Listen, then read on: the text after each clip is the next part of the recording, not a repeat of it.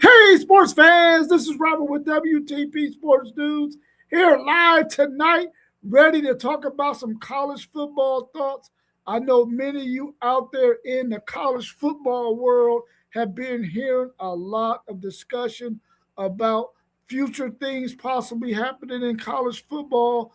Also, some of these coaches going back and forth with Ole Miss being the main topic. It's a lot going on out there in the college football world. We're going to talk a little bit about it and some of the things that we think might be coming down the pipeline eventually in college football. We're going to talk about it. We would love to get your thoughts on it. So if you're in the chat, please make sure you hit that like button. Make sure that you hit that chat and tell us your thoughts and what you think about what we're going to be discussing tonight. I know many people are out there waiting to see the NFL 2026 schedule reveal that comes on at 8 o'clock. But tonight, I'm here ready to talk a little bit about my college football thoughts and some of the things that's going on in the world of college football. So, first up, we got a question in the chat. It says, will conferences sign new television deals once they run out, or should they allow their teams to reach streaming deals of their own? That's a really, really good question. We all know that the Big Ten and the Big 12, their eventual contract with um, their TV deals is going to be up in 29 and 30, and then I believe 30 and 31. So those contracts are going to be coming to a close in about 4 or 5 years from now. And a lot of people are wondering, are these conferences going to sign another TV deal? Because most of those deals have been worth about $300 million. That's been yielding each one of those teams in those conferences about 20 plus million a year from those TV contracts. The thing that I'm thinking is going to probably happen with this whole scenario is I think there's going to be teams in these conferences when this eventual contracts end. Because we all know in the ACC, those teams like Miami, Clemson, Florida State, they want to get out of that ACC because of the TV deal that they have. They don't think it's lucrative enough like it is in the Big Ten and the SEC.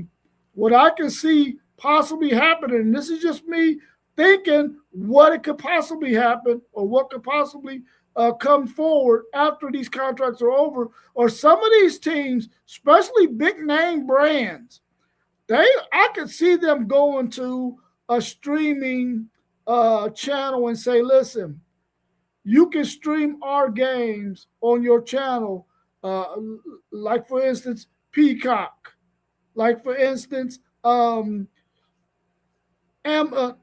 Prime, Amazon Prime, or Netflix, or some of those other streaming channels that we've been seeing football games on, basketball games on. They might approach some of these college teams, and some of these college teams might approach them to get their own streaming deal. And instead of sharing the pot with the conference, they might want to go ahead and get their own pot of money coming to them, allowing one of those streaming companies to stream their games exclusively.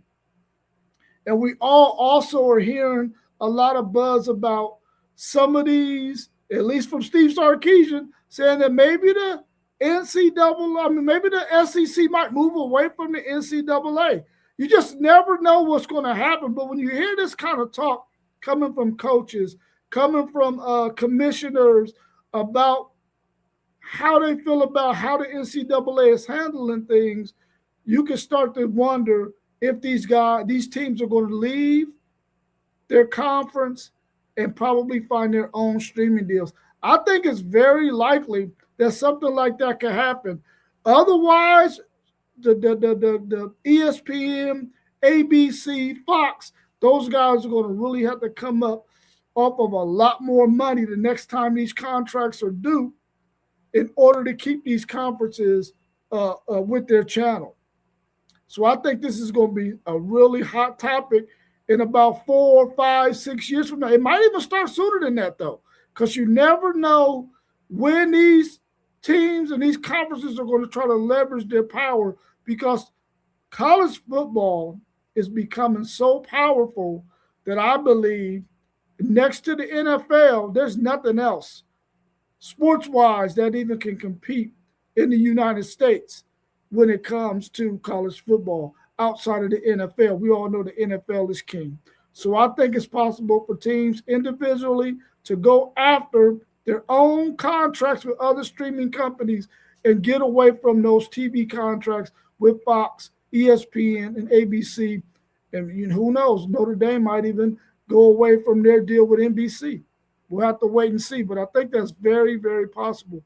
And that's a really good question that I think we're going to start to see answers about that in a couple of years. Another question we have: would you like to see NFL evaluations on all potential NFL picks, regardless if they are freshmen or sophomore? As we all know, they usually do evaluations on juniors and seniors, players who are eligible to enter the NFL draft. But I am a firm believer that I think that they should do evaluations on every player who might have the potential of going or making it to the NFL. A lot of times, if you follow high school recruiting going into college, you see players on these high school teams that are going to college, and you can see them and say, listen, this guy is a future NFL player.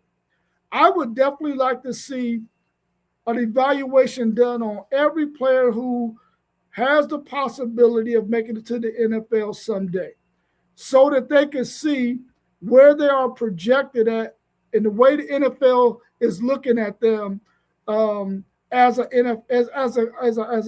college football player. So I think they should even do it as even as a freshman. But freshman is playing a lot. And the reason why I'm saying this is because I feel like we've had some players in the past who probably would have had really good evaluations by the NFL. If you look back at Adrian Peterson, and if you look even recent times with Jeremiah Smith, those guys would probably have had first round draft grades as freshmen after their freshman season was over. And I would like to see the NFL do that. Give NFL grades to any college player, no matter their classification, whether they're freshman, sophomore, junior, or senior. I think they should do that. But right now, they only do juniors and seniors. Another question that we have is, should there be a clause in the NFL draft eligibility rules that allow freshmen or sophomore to enter into the NFL draft if they can get a first round grade? Going back to that last question that was asked about should freshmen or sophomore get evaluated by the NFL, I think these two questions go pretty much hand in hand. But I think that there should be a clause in the eligibility for a player that's in college to be able to go to the NFL. Because the reason why I'm saying that is you have had some players who have been true freshmen who we felt like could possibly go to the NFL after their freshman campaign. We all seen Maurice Clarett try to do it, and he had a monster season for Ohio State that year. But he was not granted the right to go to the NFL after his freshman year. Of course, he didn't make an NFL team once he was able to do that. But I think after his freshman year, he probably could have went and played in the NFL.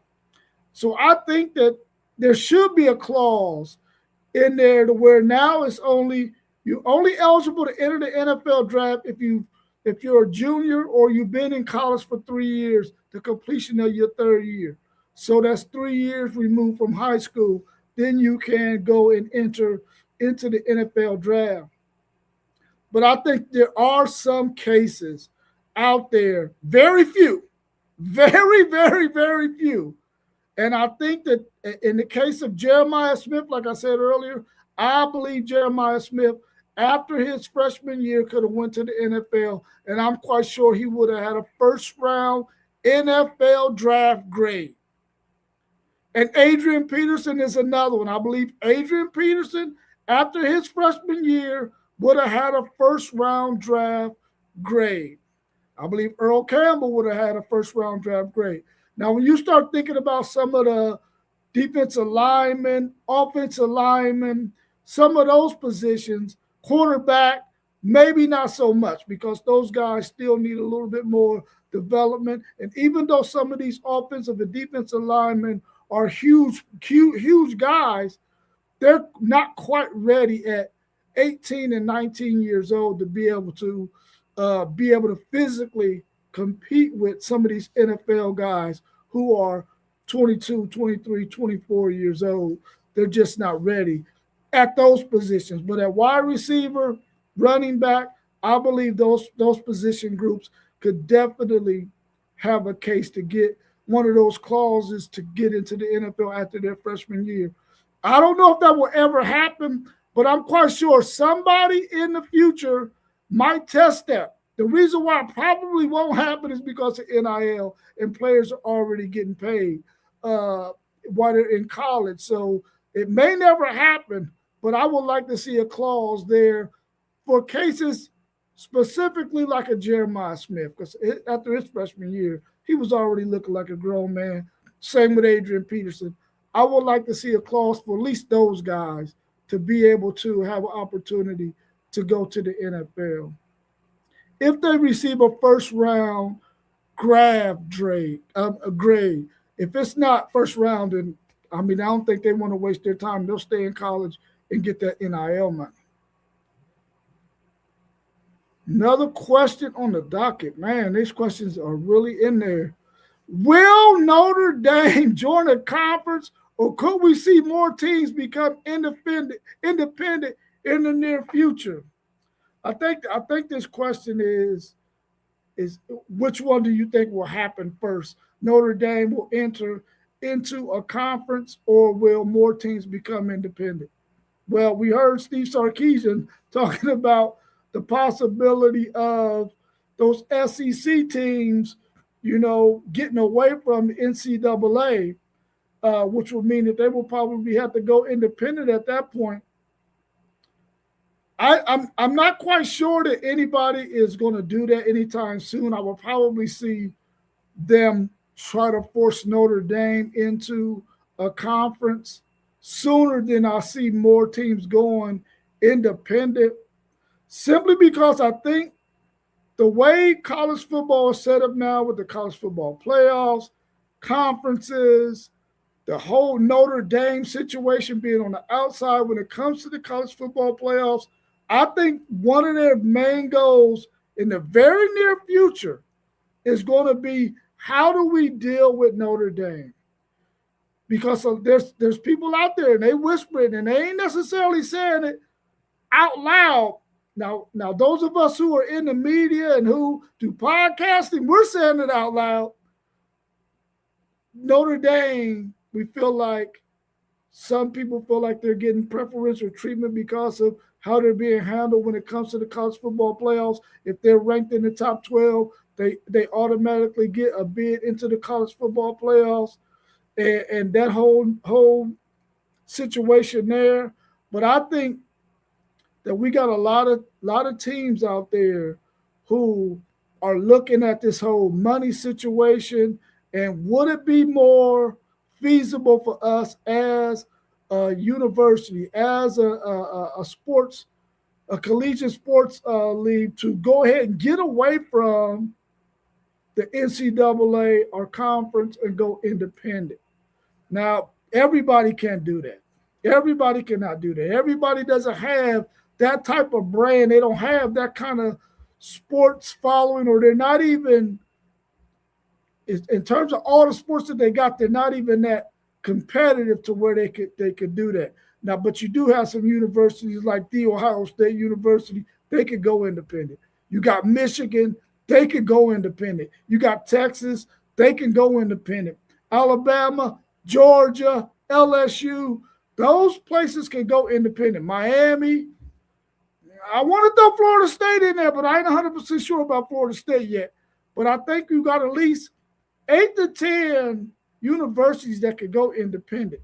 Now, will they go independent and leave some of these other people in their conference hanging? Probably not. They will probably want to do it as a conference as a whole, not just 4 or 5 or 6 of them from the conference going independent and then leave all those other ones hanging because they want those other universities to be able to survive collegiately as well. And we all know that the major powerhouses in these conferences are the ones who bring in the majority of the money, and they wouldn't want them just to be hanging out there like that. So I think it's more likely, as I bring One Take Zaya onto the stage, it's more likely, I think that Notre Dame will be pushed into a conference than more teams decide that they're going to go independent. Let me welcome my man One Take Zaya into the show. How you feeling, One Take Zaya? I'm good. What's up with you, family? I'm pretty good, man. I'm pretty good. I just went over a couple of questions. Would you like to give your take on those questions that we already addressed? Yeah. Go ahead. What's up? What we got? All right. So the first one was, will conferences sign new television deals once they run out, or should they allow their teams to reach streaming deals of their own? Should conferences not sign a new deal and just be like, hey, listen, if you can go find somebody that can pay you better than what these contracts we're going to possibly get with ESPN, Fox, or ABC, you go out there and do your thing and get your own deal with a streaming company. How do you feel about that question? So this answer might, sound a little cliche, but I think this is going to start realignment in conferences, because what's going to happen is, let's just take Ohio State for example. It's rumblings. You hearing rumblings about Ohio State going the streaming route with Amazon, Netflix, Peacock, Prime Video, and they talking about a deal could be worth up to 300 million. So if you take Ohio State out of a TV contract deal, that will be a part of a Big Ten and 20, almost 20 schools, then what would the rest of those schools warrant if Ohio State wasn't a part of that deal and they went to go get their own streaming contract? What would that deal look like, and would it actually make sense for those teams to sign up for that contract? So now what we're looking at is, if you got a few of your major programs in certain conferences that's looking like, hold on, man, we think we can get a larger piece of these TV right deals by just doing our own thing and going about our own contract, then I feel like that's the possible way we could see certain programs going indie. But I don't think it's a lot of programs that could actually be indie. It's only about 4 or 5 for real that I feel like could stand alone. I think everybody else would need another group of body of people to actually survive in this makeup of the landscape of college sports and NIL that we got. But them contracts, them streaming service contracts, can be more lucrative for the same reason why the NBA is doing it and the WNBA is doing it, because they're cutting damn near the middleman out, which is the actual conference. So it's gonna get real interesting when these deals end, because you might see where people will stay away from the streaming deals if we move to 2 super conferences, just because they know they're going to not have to split the bag with 2 other, like say the SEC adds the next 5 or 6 best programs out there between the ACC and the Big 12, and the Big 10 as the next 5 best teams or best programs from them same 2 conferences. So now they got 10 schools from both of them conferences. So them conferences is going to be dead. So now it's more money out there because there's more TV services to put money into those conferences as well. You see what I'm saying? So you cutting out two apples. So it's gonna be interesting to really see what's gonna happen, man. Because I think the TV contracts is exactly what's gonna control conference realignment. That's a good take. That's a good take. One take, Zay. Post game, I'm gonna get to your question here in a minute because I really want to give one take Zay's take on it as well. But let me take him through this next few questions before we get to yours again. Okay. The next question, one take is: would you like to see the NFL evaluation on potential NFL draft picks, regardless if they are freshmen or sophomore? So, would you like to see them evaluate freshmen and sophomores who they think might be potential NFL players in the future? Would you like to see them get NFL grades as early as freshmen and sophomores?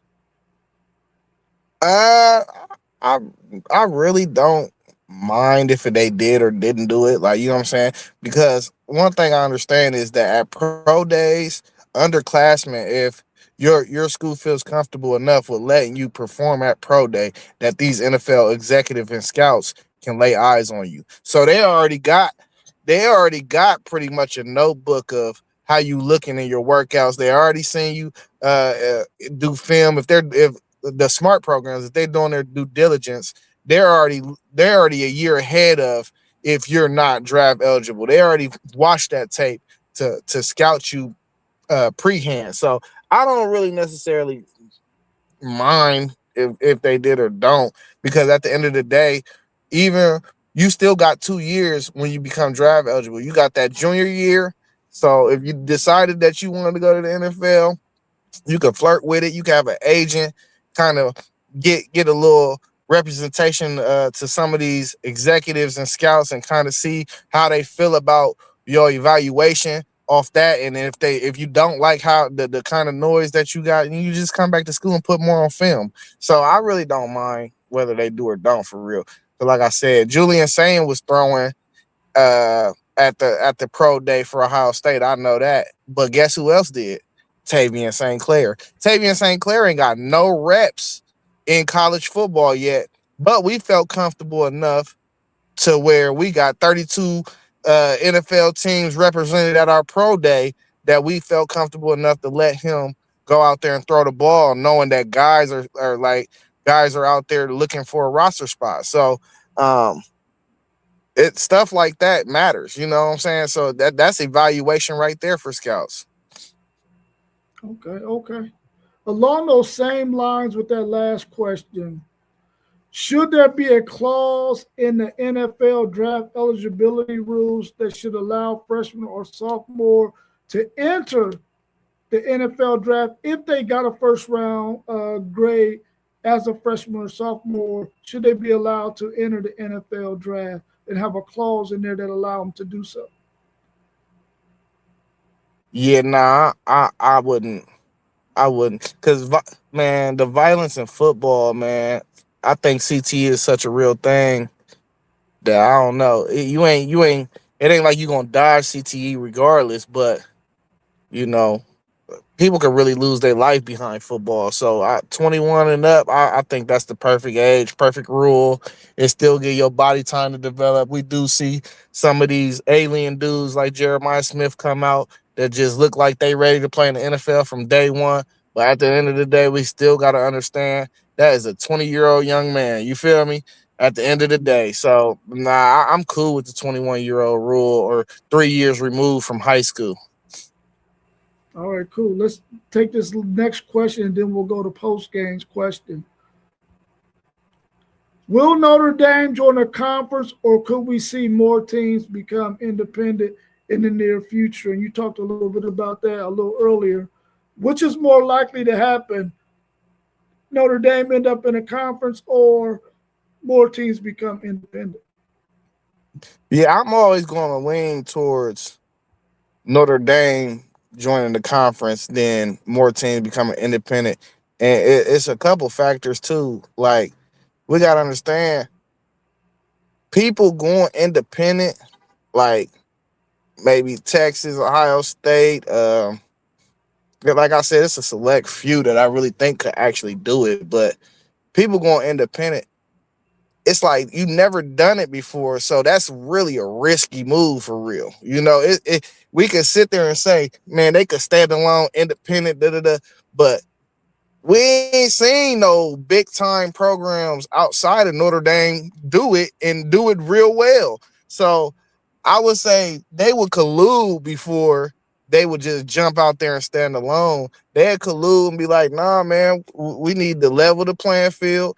They getting all that money. Let's make them jump in the conference before they would be like, oh, we can do what they doing. Because everybody across the country can look at Notre Dame and actually feel like their program can do it. But who can really do it though? You know what I'm saying? They might make it look easy. You know what I'm saying? That's the only thing I'm saying. They might just make it look easy.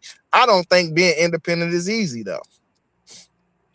Yeah, I don't think it's easy either. Let's go to post games question because I talked about that question earlier that you just answered one take, and I was saying that maybe not in these conferences you might hear it whisper, but you don't hear them coming out like you hear media people talking about. Maybe it is preferential treatment for Notre Dame to be able to have that if they're in the top 12, they could get into the college football playoffs. And so postgame wants to know, how is it preferential treatment if all conferences agree to them if they're going to be in the top 12 to make it to the college football playoffs? And doesn't every team have a path to guarantee them a playoff spot? What do you think about that question from postgame? Preferential treatment. I mean, I think it's a little preferential treatment in there because when you think about it, there's 4 conferences represented, and then you always got probably a non-power school representative in the room. Then you got old guys that's retired that got ties to certain conferences, and then you got somebody that represents one faction, which is Notre Dame. So when you break down the percentage, you got to look at all these different percentages. That percentages, you having one person that represents your program in the room automatically gives you a high percentage. And this is basic numbers, Now they did agree to this, so that's one thing. You feel me? But I think a lot of that talk comes from fan bases. I don't think that talk comes from people that actually run the sport. You know what I'm saying? That's all fans. That's all fan talk right there. Preferential treatment. And I can admit it's a little haterish, I think it's a little haterish. Nobody said it ain't a little haterish though. And 2 things can be true. So yeah, I think that just comes straight from the and everybody do got a path to make the playoff and get a spot in the playoffs. But I think the majority of the people across the country is looking at Notre Dame, and this ain't Notre Dame's fault neither. But being in the ACC, and the ACC been down for a decade, everybody like, yeah, you gonna be able to skate through the ACC. Y'all gonna play 5 or 6 ACC teams a year. Woo woo woo. As long as y'all go 10-2, y'all gonna be in 9 times out of 10. And last year was a year where we seen that didn't ring true. And most people thought the brand of Notre Dame should have got them in for real. Because we understand brands bring in ratings bring in money, and it always about following the dollar bills. But 10-2, most years we know is going to get Notre Dame in. So if you can schedule who you want to schedule, you can kind of control the narrative in the favor of it. Ain't really necessarily preferential treatment. It's really it is an edge though. If you can't admit that that's an edge, then I don't know. That's an edge though for sure. Because Texas, y'all stuck? Who the 4 teams y'all stuck with every year? Rivals, all rivalry games. Arkansas, yeah, we got to play Arkansas, Oklahoma, and Texas A&M every year, and they got to play us. Yeah, that's tough. You see, and I'm not saying it's Notre Dame's fault. It ain't like Notre Dame is ducking no smoke, but the fact that they can't get Michigan and USC on the schedule every year is a problem for a lot of folks. Yeah, I think that the reality is, Notre Dame is outside of those conferences, and they gotta factor in Notre Dame because they're one of the best teams, college football programs in the country. So you got to factor them in because they're independent. So I guess they got to come up with some kind of formula to say how do we deal with the Notre Dame situation since they're not in a conference. Um, when it comes to top 12, I don't know if top 12 is the right number. Maybe top 10 should be the number, at least 11, because if they finish 12, well, yeah, I guess if they finish at 12, they should be getting in. But if you got somebody outside of 12, like those group of five schools, then they get to come in there and take a spot from whoever's at 11 if Notre Dame gets in if they're in the top 12. So I guess that's probably where some of the fans and some of the media people are saying that's preferential treatment to Notre Dame. The reality is Notre Dame is who they are, and you gotta take them into consideration. And yeah, every other conference has a guarantee way to get in. They just got to finish in the top of their conference, be a conference champion, and they can get them an automatic bid to get in. And they got to be ranked up high in the top 10, 11, 12, or top 11 to get in there. So it's going to be interesting going forward if they're going to revisit this after the end of maybe this next college football playoff run and see if maybe there's another direction they can go as it relates to Notre Dame. But we'll have to wait and see on that. Hopefully we answered your question post game. They play the ACC schedule, so I always feel like if they're ranked higher than everybody in the ACC except for like maybe one team, then I think you really should consider putting them into the playoffs every year. That's how I feel. If they gonna play an ACC schedule and they come in and you got one team in ACC, which was like what Miami that finished like 10 last year. If Notre Dame is right at 12 or 13, I feel like they should just get in automatically, especially if they beat every ACC team on their schedule. That if they're going to play the ACC schedule, and that's in the country is going to say they're automatic bid if they get into 12. No, forget the bid if they're 12 or up. Just be like, all right, they probably would have won the ACC if they was in the ACC. If they played in the ACC championship game, they would have already had an automatic bid. So if they're ranked higher than everybody else, then y'all just got to leave somebody out. If that's the case, you know what I'm saying? You'll just leave somebody out and be like, Notre Dame earned their right. They went 6-0 against the ACC this year. They probably would have been in the ACC championship. You know what I'm saying? That makes sense to me. Yeah. B Glass Man 08 is asking, is Notre Dame actually legit? What's your thoughts on that one? Yeah, if you look at Notre Dame's history, they just like Ohio State. They don't really lose more than 3 or 4 games in a year. You could go down every program in the country. Yeah, I get it. They ain't won a chip in a while since Lou Holtz. I get that, all that, woo, woo, woo. But year in and year out, you can guarantee that Notre Dame is going to be like a top 15 team in the country. Yeah, I think they're a legit program as well. I feel like they made it to the college football playoffs when there was 4 teams. They made it to the college football playoffs and a national championship game 2 years ago. They should have made the college football playoff this year. I don't know how they didn't make it when they was already ahead of Miami, all of those different rankings until the last one. So, I think they're a legit program. I think they still have some more that they're going to have to prove to those of us out there who watch and who might be wondering, since they're not in the conference, we got to see some more out of Notre Dame. But I think they've shown me enough already. I would like to see them continue to be considered one of the best teams when it comes to, this college football thing, because they've been ranked up in the top for quite some time since the college football playoffs has been around when it went from 4 to 12, and in the future we'll see where it goes. If it goes to 16 or if it goes up to the 24. Let's see what else B Glass has to say before we get into this other question. Miami should have always been ranked ahead of Notre Dame, and both should have been in over Alabama. Hey, listen, B Glass, man, all right, I totally agree with you on that.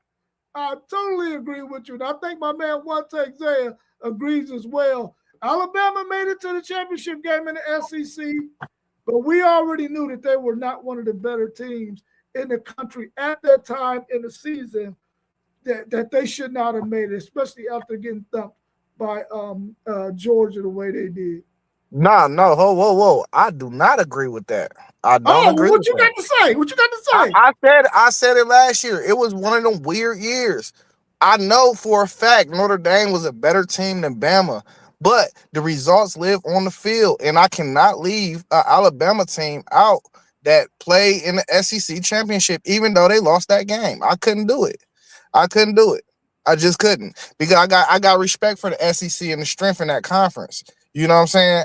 And the ACC, I don't have the respect of the strength of that conference. Okay. Well, let's tackle this next question.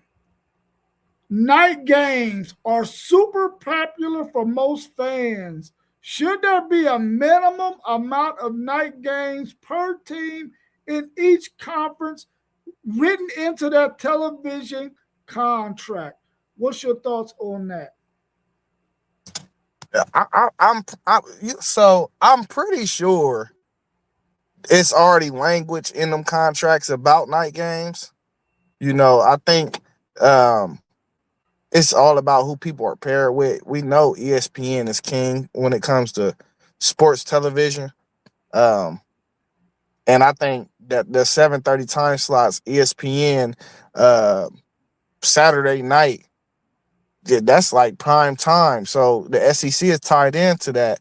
So who do you really want to do? Certain programs or teams really want to compete with SEC football, like Big 12, for instance. So I ain't worried about certain teams across the country, like Oregon, Oregon game that's aired at 7:30 going up against a SEC game. I think them teams, Oregon, Ohio State, Michigan, even certain Penn State games, I think those teams will bring in their draws. You know what I'm saying? But Indiana, I'm still not sure. I know that fan base is rejuvenated, but are they going to bring in enough of a draw to where them other top programs is to go up against some of these crazy games that we see with some of these crazy fan bases in the SEC? You know what I'm saying? That's what it's about. It's about ratings, television ratings. So your best bet is to schedule certain 3:30 games or 12 o'clock games. Ohio State, we don't duck no smoke. I'm pretty sure we could go 7:30 every night, and it's still going to be one of the highest viewed because of the fan base. It's all about fan bases, though. I don't think the contracts should say anything other than what they should say. I think certain teams, though, in each conference, the main draws should be playing 7:30 marquee games. 7:30 marquee games in every conference should be all marquee games in certain conferences should be under the lights. That's how I feel. The majority of them, not all of them, because I love that we play Michigan at noon every year. I never want to change that. That's tradition. You know what I'm saying? We play them at noon. That's what it is. But like other games, like I anytime I play Penn State, I want to play them under the lights. Now that we got Oregon and USC, when we play those guys, I want to play them under the lights. I don't care whose stadium we in. I want to play them under the lights. I just think certain games is meant to be under the lights. Yeah, I would like to see them at least have a minimum of 2, maybe even 3 games per team played at night, even if it has to be. I don't know if the Big Ten Network has games on at night or they just do 12 and 3:30. But even if it was on the Big Ten Network or the SEC Network or the ACC Network, some game at night should be on. A primetime matchup should be on at that night game. And then I know that a lot of people are going to be like, dang, man, I don't want all of those high profile games. You got one on ESPN, you got one on ABC, you got one on Fox, and then you got one on one of the conference channels too. That's way too much. I want to be able to watch my team if they on and not miss out on all these other high profile games. But I think there should at least be 2 or 3 per team where they get to play at night and be up under the lights, and their fans get to get the experience their team playing that night, light shows, all the festivities that they do when you play at nighttime. And I think everybody should get the opportunity to have that at least twice, maybe even 3 times a season. I would like to see something like that happen. Hey, so Rob, though, too, though. See, when you get to playing on these ACC networks, these Big Ten networks, that's where ratings can get affected too, because a lot of people only got access to basic cable. So that's where ABC and Fox come in, and the ratings really get drove up on them channels, because all you need is a hanger to put in your antenna. You know what I'm saying? Not the hanger game. Hey, the hanger, that's all you need. You know what I mean? Hey, man, listen, I done used plenty of hangers, bro. Plenty of hangers. That's for sure. Our next question we got out there is, the CFP committee has until December 1st, 2026 to decide on staying with 12 teams or increasing. What's your prediction? Are they going to stay at 12 once they reach that deadline, or do you see them going to 16, 24, or some other number higher than 12? See, this is where college football be running into their problem, man. They got to listen to the fan bases and what the people want. The people want 12. I think they're going to stay one more year at 12. I think next year we're going to see another 12. But I think they're going to go back and revisit it again. And we're going to be having the same conversations next year. And I think we'll be much more closer to actually definitively changing it to whatever they want to, wherever they've been thinking about, But I think we are definitely going to stay one more year after this year.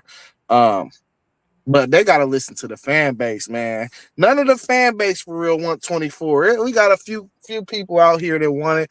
T1, one of our guys, as y'all know, with City League TV, he want 24, but the majority of our panel, we like 12. Really, I like 8. I've been saying 8 for the longest, but I know they ain't gonna go down.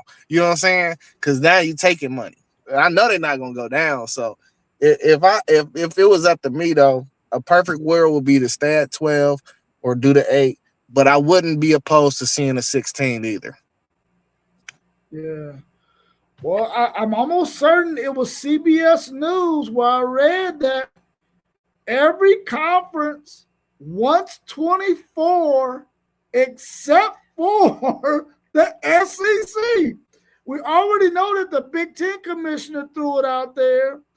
I believe that the ACC commissioner says that they want to go to 24. The Big 12 is in favor of 24. The only lone man standing is the SEC.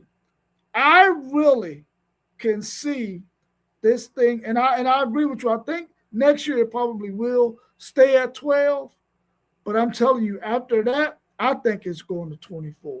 I think they're going to bypass 16 and not even flirt around with that, because I think they discussed this so much in the past year. Once that 24 was mentioned, they've been discussing that thing so much, and it's been on all kinds of coaches' minds, conferences, the whole 9 yards, that I think after next year, they're going to probably, on December 1st, 2026, they're going to probably do 12 again. But I think they're going from 12 to 24. They're going to double it up, man. In 2028, we're going to get 24 teams, in my opinion. I think that's what's going to happen. Yeah, my understanding, too, is that the NCAA sent out the memo to all the coaches that they don't care what happens. They just gave them a calendar, and they was like, as long as y'all can fit everything through the calendar how we need y'all to fit it through, y'all can do whatever with this playoff. We don't care. I saw that too, man. And the thing that I just really want them to get away from this long old layoff, man. They got to do something about that. But hopefully they'll look at that calendar and then they'll do that and not have these long old layoffs before, uh, like say for instance when Ohio State won the national championship. I don't know who the top four teams was, but I don't think they played for like 30 days. And then after that game, you got these 10-day layoffs, and then you playing all the way into the second, almost third week of freaking January. I think this thing should come to a close right at or around January 1st. I think it should be done. Whenever that, I want it to be that Saturday that's closest to January 1st, whether it be December 30th, 31st, or whether it's January 1st or 2nd. That Saturday, I want it to be that way. But I ain't got no say, so they're gonna put that sucker on a Monday, regardless of what I got to say. Nah, facts. I think if you do 24 though, I think that cut a lot of that out too. I sure hope so. One take. I sure hope Or so. at least, I mean, 24, probably not for the first 8 seeds, but the next group of teams, I don't think we'll go that long without seeing football, is what I'm saying. You get what I'm saying? I think it Yeah, still be a long layoff for the guys that get buys, probably 3 weeks, But my whole thing is what you gonna do with conference championships if you do that? Because are you gonna give people the option if you keep it? Are you gonna give people the option to opt out? I don't want to yeah, play the conference championship game if that's the case. If we move to 24, what's the point of it? right. I really do wonder how much the committee, and thanks for putting this in there, B Glass man. Oh wait, how much the committee thought about that loss that Alabama took first game of the season of Florida State? How much did that weigh on them? It must not have weighed too much because they still got the freaking college football playoffs. But I wonder how much that they paid attention to that, or did they just say, "Oh, it was early in the season. They lost to Florida State, who was what? How many games they went? 4 or 5 games last year." I wonder how much that weighed on their minds when they made that decision to keep Alabama in that college football playoffs. Definitely a bad loss. But sometimes when you comparing schedules, I feel like when they looked at it, they was like they gave Bama more credit for who they beat and not who they lost to. Yeah, and they beat that Georgia team uh, in the regular season, so you got to take that into account. And Georgia ended up being the eventual SEC champion. And postgame said ESPN doesn't want 24 either, but according to T1 and some of these other guys out there, ESPN and SEC and the SEC are brother and sister, and that's why they probably don't want 24. That's facts. And he also postgame also said it's over for conference championship games if they go to 24. Yeah, if they go to 24, college conference championship games will be over with. And I think I flip back and forth about this conference championship stuff, man. Do I want it? Do I not want it? And there's a part of me that does not want it, but I don't want it to go away until after Texas wins the SEC. I know for a fact I want it. I want the conference championship games. But if you gonna tell me we got to do a 2014 playoffs, I absolutely don't want it. There's no way I would want that. You feel me? But I don't want 24 teams either. I think the conference championship still matters with 12, but even if you push it to 16, I think it's irrelevant for Ohio State to go out here and be 10-2 or 11-1 and then turn around and play in the conference championship. I just don't. I wouldn't get what the point is. You're risking injury. If somebody can claim the regular season title over you because you lost a game or two in your conference play, and then they're automatically claimed the conference championship, well, then that's our fault. We should have won that game. But to go out and settle it on the field to the top two teams, and it really ain't going to do nothing to move the needle, but to drop you from either the 2 seed to the 4 seed, I just don't find no point in it. Just line up and play whoever they put in front of you. Yeah, I think this is a really good point made by Anthony Campbell, 6307.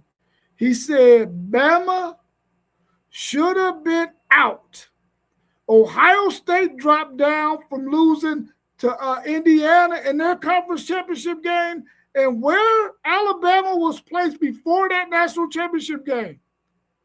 The distance that Ohio State fell, if Alabama fell that same distance, they fall outside of the top 10.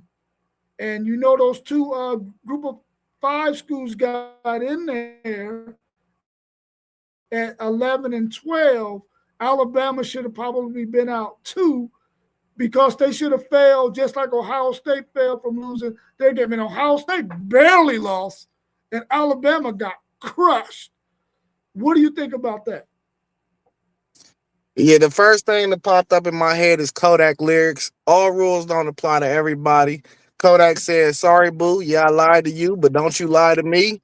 There was 2 undefeated teams. They was playing for the number 1 seed. It was only right. Hey, man, hey. Postgame said these are facts. I agree with you, Anthony. I agree with you, Postgame, and I'm quite sure One Take Zaire agree with you too, but he had to drop that Kodak Black. And you said this at Kodak Black, right? Yeah, Kodak Black. He said, "Sorry, boo. Yeah, I lied to you, but don't you lie to me." Hey, that's a good one, Kodak Black. That's definitely a good one. Let's go to our next question. We got a few more in the chat. We're coming right up on 52 minutes. It says, what's your take on coaches taking shots at other coaches in their program / university? What's your thoughts on that? Man, it's going to be some sticky after the game handshakes, ain't it? Hey, I think it's good for the sport, honestly. I think it bring hostile environments, storylines, more exciting games, because the hostility that's building up to the lead up of the games. We're gonna get video playbacks, conversation playbacks. We're gonna get all different types of stuff leading up to some of these games from some of these quotes that we getting. So I love it, man. Hey, when you in a competitive sport, that's how it's supposed to be, man. That's just what it is. You supposed to get under your opponent's skin as much as possible so you can get their best shot. Let's get your best shot, man. I love it. I don't mind it at all. Yeah, I mean, I feel like these coaches, they taking a page out of the old school rappers playbook. Hey, I'm going to start this beef with this dude. It ain't going to be no real beef, but it's going to be the kind of beef that's going to get us some attention. It's going to make your record sound sore. It's going to make my record sound sore, and it's going to pack stadiums. So I think that's what these coaches are doing, because I know when they go to these sessions, man, and they have these conversations and they run into each other, they probably chummy, cool in the game. Now, some of them might really be beefing, though. But I think it's good for the sport, man. I think it gets everybody excited about the next chapter, how this handshake going to be after the game, all of those things. But it gets us as fans tuning in, which is the ultimate goal, right? They want people watching their product on the field. So I'm cool with it as well, because I don't think any of these coaches are going to risk their livelihood for some kind of little beef like this. So, I mean, I'm quite sure they're doing it probably just to promote things and get things stirred up, but I don't think they really mean any harm by it. So I'm cool with it. Last question that I got in the chat is, what players do you think will accompany your team's coaches to national media days for the conference? So National Media Days is going to be coming up at some point here in the next couple of months. Who do you think is going to be in attendance for the Ohio State Buckeyes when the coaches go to this National Media Days? Yeah, I think we're going to have 4 guys. I think it's going to be JJ, Julian, and I think Austin Saraville will be there. And then I think Kenyatta Jackson to be there. I wish we could do 2-2, but you know, I mean, maybe they might bring Jalen McClain or something, but I think it'd be three offensive guys and one defensive guy for real. We ain't return a lot on defense, so it wouldn't really make sense to bring one of these guys that really ain't got no reps, or maybe the country really don't know about. Most of the guys that we got really returning is on the offensive end, so I could see a 3-1 split. And I think it's 4 players. If it's just 3 though, I think it'd just be probably JJ, Austin Saraville. I think he'll lead Julian. I think he'll lead Julian out of it for real, and Kenyatta. Okay. I'm almost certain they're going to take 4 as well from Texas. I'm quite sure it's going to be Arch Manning and probably Ryan Wingo from the offensive side of the ball. And then defensively, it's probably going to be Colin Simmons and Jelani McDonald from the defensive side of the ball. I think those 4 guys are probably going to be the 4 that go and represent Texas when they go to the National Media Day for the SEC Conference. Anything else you want to talk about college football related before we wrap up? Man, September 12th is the day we're going to make Texas back out of all their non-conference games. Notre Dame, who y'all got in the future? They going to back out because they going to lose 2 more games again this year. They going to go 9-3, y'all. Y'all hearing it here first. They going 9-3, and then they ain't going to make the playoffs again. They going to be caught up in this whole same circus. I mean, I'm glad you feel that way. You starting the fireworks early with me, and I appreciate that. But I'm telling you right now, we're not losing on September 12th. This is a game that Texas has got to win. I think the home field is going to be in Texas' favor. It's going to be a really good football game. But I think, like we talked about earlier, when you play it in your home field at night, your chances of winning that game goes up a little bit. And I think that's going to be the little bit Texas is going to need in order to win that game. And I think we're going to pull it out by a narrow victory. But a narrow victory over what is probably going to be projected the number 1 team in the country in the Ohio State Buckeyes is going to be unbelievable. So that's the way I'm going with it. And I know you're going to be wearing that Texas shirt on the stream following that. So get it ready, press it real good, fit a crease on the sleeve part and down the sides. Hey, you think Ryan Day got Sark's number? I don't think he has his number. Now I will say this: y'all's defensive coordinator, man, he's been lights out, bro. He's been lights out. Whether it was Patricia last year or Knowles the year before, the defense has been the difference. Ohio State's offense has been okay, but it ain't. Ryan Day ain't really opened it up that great, especially last year. But the year before, they had a really good offense, but he didn't really have to do a whole lot to really open it up because them daggone running back on that daggone play before halftime broke our backs. But I think the defensive guys have really been able to control the game. And y'all been more physical, too, in the trenches than Texas has been the last 2 seasons, too, even though it was a close battle last year. But the year before, Ohio State they was too powerful in the trenches for Texas. Yeah, do you know when y'all's National Media Day is? I'm not 1,000% sure, but I know it's sometime. I believe it's sometime in August. Mm. Yeah, Hey, sometime in August. August ain't too far away, man. It ain't too far away. You're right. You're right. Yeah, I ain't All got right, nothing well, else. I appreciate you jumping in with me, man, and helping me carry through these line of questions that we have. I'll check you out tomorrow at work. Everybody out there in the chat, make sure that you subscribe to all those channels scrolling across the bottom. Because even though we come on here as WTP Sports Dudes, we all have our own individual channels that are scrolling across the bottom. Please go check us out. My man One Take Zaya has his own channel. My man Post Game has his own channel. My man SEC Sean has his own channel. Parlay Poe has his own channel, Blitzberg, and my man Mossberg of Level Up Spurs 10 has his own channel, along with T1 at City League TV. All of those are scrolling across the bottom. So if you didn't catch all those names, don't worry about it. Just read what's scrolling across the bottom, and you can check us all out. Please subscribe.